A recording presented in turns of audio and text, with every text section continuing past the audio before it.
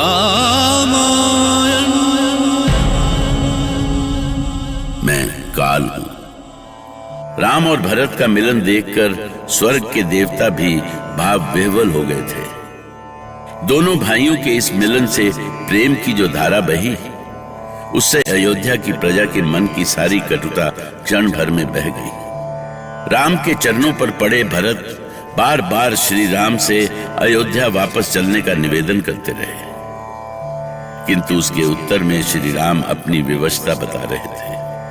और तब भरत ने महाराज दशरथ की मृत्यु की सूचना दी। यह सुनकर राम, लक्ष्मण और सीता तीनों सन्न रह गए।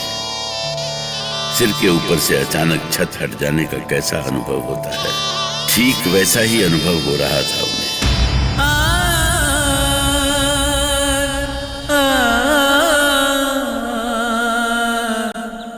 भरत, नहीं भरत, ये नहीं हो सकता, नहीं हो सकता।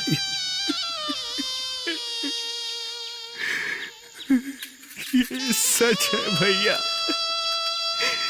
ये सच है। पिताश्री नहीं रहे।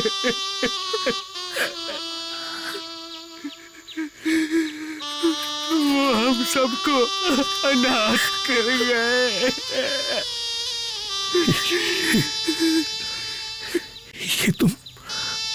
ये तुम क्या कह रहे हो भरत? ईश्वर के लिए कह दो कि ये सब मिथ्या है। ईश्वर के लिए कह दो भरत। ये कैसे हुआ? पिताश्री, हमें छोड़कर कहां चले गए आप? पिताश्री, कहां चले गए हमें छोड़कर? विधाता, ये क्या किया तूने? पिताश्री को हमसे छीन, ऐसा क्या अपराध हो गया था हमसे जो तुम बार बार हमें दुख दिए जा रहे हो? कौन सा पाप किया है हमने? बताओ विधाता, बताना होगा। पर ये कैसे भैया, पिताश्री आपके वियोग को सहन नहीं कर सके।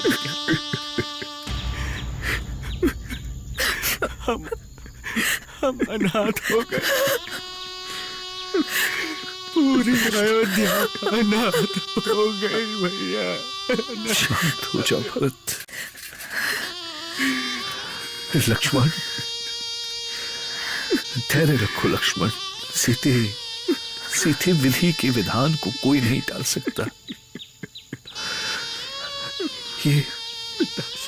ये हमारी परीक्षा की घड़ी है।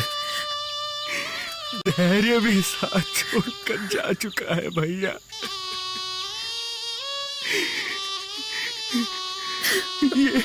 ये घड़ी ही ऐसी है। कोई साथ नहीं देना चाहता हमारा।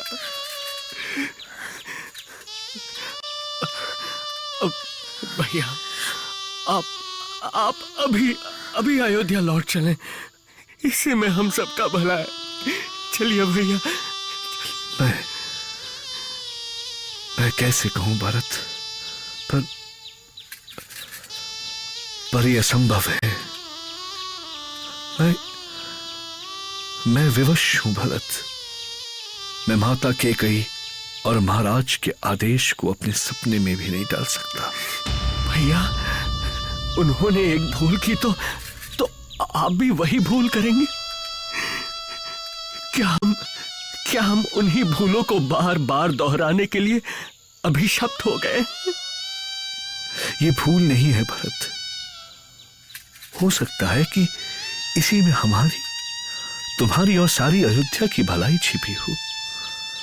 तो ठीक है, तो मैं भी आपके साथ वन में यहीं रहूंगा। ये कैसा हठ है भैया भरत? यदि आप वन में रहें तो मृत पिता की आत्मा बहुत दुखी होगी। हमें अयोध्या की प्रजा का भी तो ध्यान रखना है। कि हम अयोध्या को अनाथ कर देंगे। परंतु मुझ में ये सामर्थ्य कहाँ है भाभी कि मैं अयोध्या को संभाल सकूं? तुम अपनी शक्ति को भूल रहे हो भरत। तुम में संपूर्ण संसार को संभालने की शक्ति है भरत, संपूर्ण संसार को संभालने की शक्ति। भैया, क्या आप मेरा उपहास कर रहे हैं? पूरे कौशल में ऐसा कोई नहीं है जो राजा के रूप में आपको छोड़कर किसी और को देखना चाहता हो। गुरुदेव, अब आप ही भरत को समझा सकते हैं। मुझे जो कहना था मैं कह चुका। राम, जहां भावनाओं का ऐसा सागर बह रहा हो, वहां कोई भी निर्णय लेना कैसे संभव हो सकता है? मैं तो चाहता हूं कि तुम दोनों भाई अपने पूरे विवेक से ऐसा कोई निर्णय लो जिससे सारे संसार का कल्याण हो। भरत, रघुकुल वंशी कभी अपने वचन से पीछे नहीं हटते, और मैं आज भी रघुकुल पर कलंक नहीं लगा सकता। राम सत्य कह रहे हैं कुमार भरत। इस समय उनका वचन से पीछे हटना पाप होगा। तो ठीक है भैया, यदि आप यही चाहते हैं तो इन पादुकाओं पर अपने चरण रख दीजिए।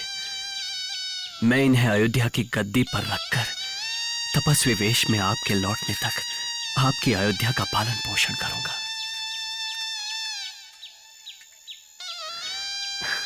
सोच क्या रहे हैं भैया?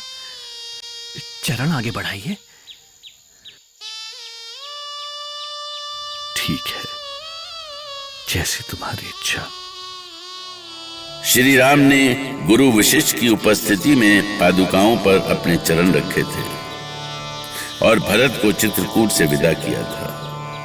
भरत उन पादुकाओं को लेकर अयोध्या से कुछ दूर नंदीग्राम में आए और बड़ी श्रद्धा पूर्वक उनकी पूजा की, और इसी नंदीग्राम में उन्होंने 14 साल बिताने की प्रतिज्ञा की थी। दूसरी ओर महारानी कैकेयी गुरु वशिष्ठ के पास पहुंची।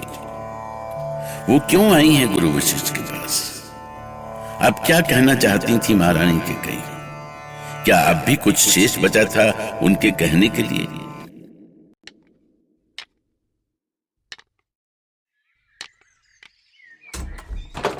देवी कैकेयी, आप यहाँ? राजमहल में सब ठीक तो है ना? हाँ गुरुदेव, अयोध्या पर संकट के जो बादल थे वो अब छट जाएंगे। संकट के बादल? आप किस संकट की बात कर रही हैं महारानी कैकेयी? मैं उसी संकट की बात कर रही हूँ जिससे मैं वर्षों से लड़ती रही। स्पष्ट कहिए देवी, मैं कुछ समझ नहीं पा रहा हूं।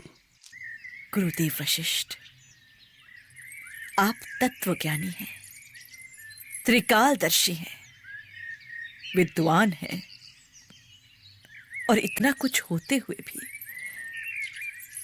आप कैकेयी को नहीं समझ सके। और आप ही क्यों, कोई भी नहीं समझ सका इस अभागी कैकेयी को। सभी कलंकिनी, कुलघातिनी और स्वार्थी ही कहते रहे मुझे। मेरी भावनाओं को समझने का किसी ने प्रयास तक नहीं किया, स्वयं महाराज ने भी नहीं। आपने जो चाहा वो ही तो हुआ महारानी। राजा तो भरत ही बने ना? भरत को राजा बनाना मेरा उद्देश्य ही नहीं था गुरुदेव। ये आप क्या कह रही हैं महारानी? आपने महाराज से यही वचन तो मांगा था ना? मांगा था, परंतु मेरा उद्देश्य अयोध्या की रक्षा करना था गुरुदेव। उस अत्याचारी रावण का अंत मेरा लक्ष्य था, जिसकी तैयारी मैं उसी दिन से कर रही थी जिस दिन रावण ने युद्ध भूमि में महाराज को घायल कर दिया था।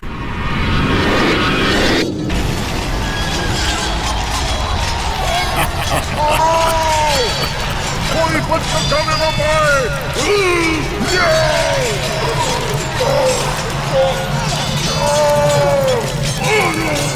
छोड़ना नहीं किसी को।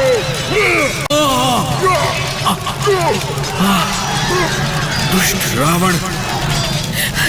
महाराज महाराज महाराज, आपको कुछ नहीं होगा महाराज, कुछ नहीं होगा। कैकई, मेरा जीवन शेष हो रहा है कैकई, मैं नहीं बचूंगा। ऐसा ना करें महाराज, मेरे होते हुए आपको कुछ नहीं होगा।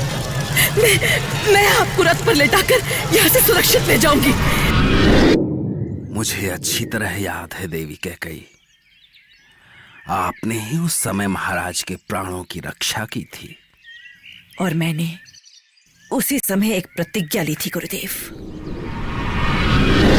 दुष्ट दुराचारी रावण, मैं आज इस धरती, आकाश, पाताल और संपूर्ण ग्रहों की शपथ लेकर प्रण करती हूँ कि मैं कैकेयी नरेश की पुत्री, अयोध्या नरेश महाराज दशरथ की भार्या कैकेयी तुम्हारे विनाश महाआयोजन करूंगी और तुम्हारे साथ तुम्हारे वंश का समूल नाश करूंगी। और मैं उसी दिन से रावण के अंत की तैयारी में लग गई। राम की बुद्धि, उनका बल, उनकी योग्यता देखकर मुझे लगा था कि रघुकुल का ये बालक, मेरा प्रिय राम ही राक्षसों से अयोध्या को बचा सकता है। मेरा राम ही रावण का काल बन सकता है। इसीलिए मैंने राम के प्रशिक्षण का उचित प्रबंध कराया था।